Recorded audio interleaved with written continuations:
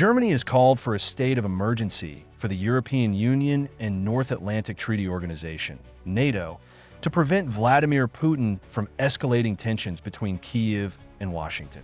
German Foreign Minister Annalena Baerbock demanded the immediate release of €3 billion in aid to Ukraine as tensions between the two countries escalated. Baerbock also called on Germany to rebuild its support for Ukraine, calling for the European Union summit on March 6 to approve a comprehensive financial aid package for Kyiv, including humanitarian, economic, and military assistance.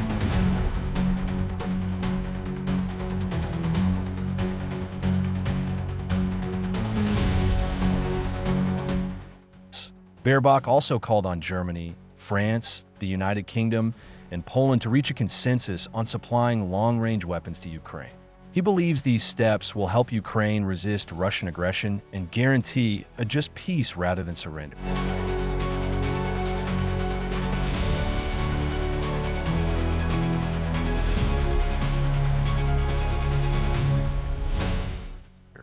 Baerbock proposed the creation of a European defense fund, stating that lasting peace for Ukraine is more likely with Washington than without or against the United States.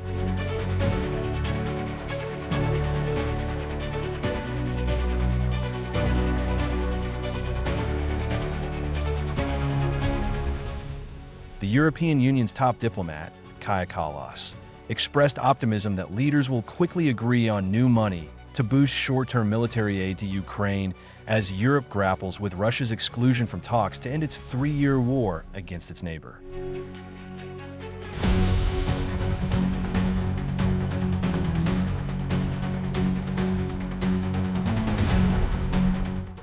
The package includes a €3.5 billion advance on a larger €50 billion aid fund called the Ukraine Loan, which was established at the beginning of 2020 to deter Russian aggression in Ukraine. Many Ukrainian and European officials and analysts have argued that NATO should grant or promise immediate membership to Ukraine.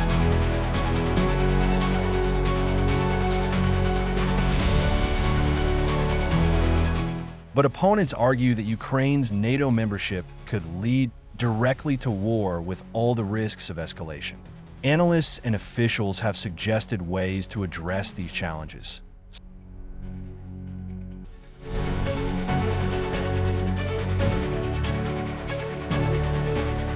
such as extending security guarantees only to government-controlled Ukraine or waiting until the end of the war.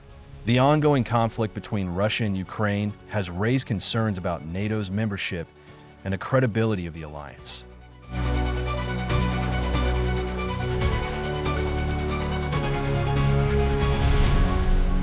While 19 NATO member states have signed bilateral security agreements with Ukraine, these agreements are not binding treaties and do not provide much comfort about the volume and quality of assistance.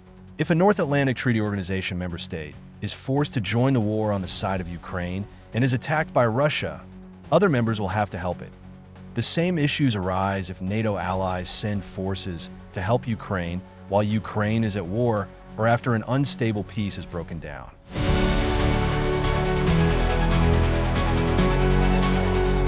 This could lead to Russia attacking NATO members and vice versa.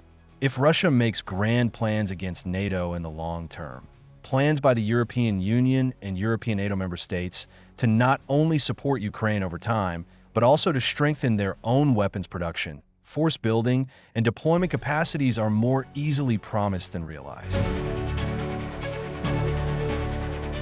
European countries must confront and overcome the discrepancies between their declared need to deter a large-scale war with Russia and the political challenges inherent in increasing spending and cooperation, as well as sustaining them in the future.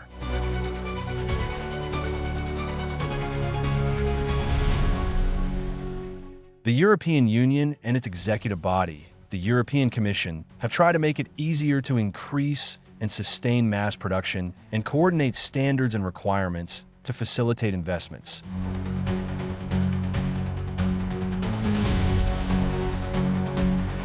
The politics of this balancing act will not be easy for European leaders, as they must find a way to overcome both internal opposition and their own disagreements. European voters may be more concerned with economic security and migration, and they may put in place new governments with different priorities willing to take their countries on new strategic trajectories.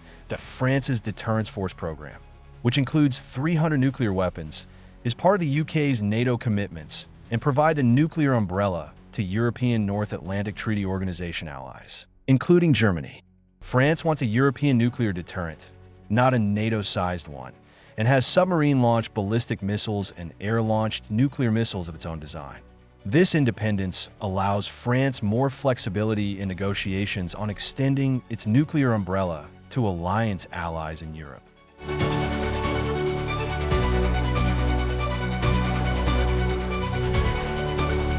This shift in Europe's defense strategy comes amid concerns about U.S. security guarantees and nuclear deterrence. Under President Trump, America claims that America can no longer guarantee European security, and the Christian Democrats in Metz have traditionally clashed with France over its demand for greater strategic autonomy in the European Union. France has always raised the concept of nuclear sharing, but attempts at nuclear diplomacy were fruitless in Germany until February 2025.